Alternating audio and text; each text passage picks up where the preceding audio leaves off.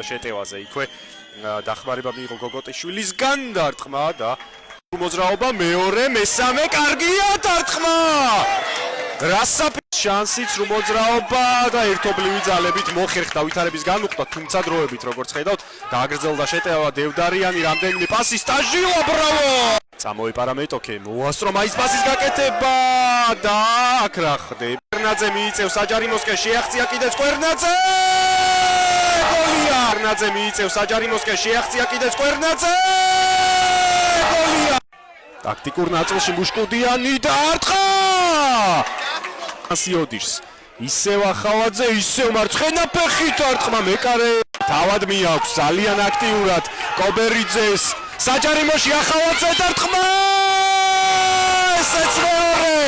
ეს უკვე ძალიან თავად მიაქვს ძალიან აქტიურად კობერიძეს საჯარიმოში ახალაძე დარტყმა ესეც მეორე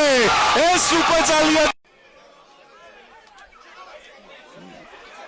შანსი იღებს აქ ოდიში მეტოქის შეცდომის შემდეგ მუშკუდიანის დარტყმა არის შანსი იღებს აქ ოდიში მეტოქის შეცდომის შემდეგ მუშკუდიანის დარტყმა არის გადაცემა ჯინჯოლავა დარტყმა და ხოს იყო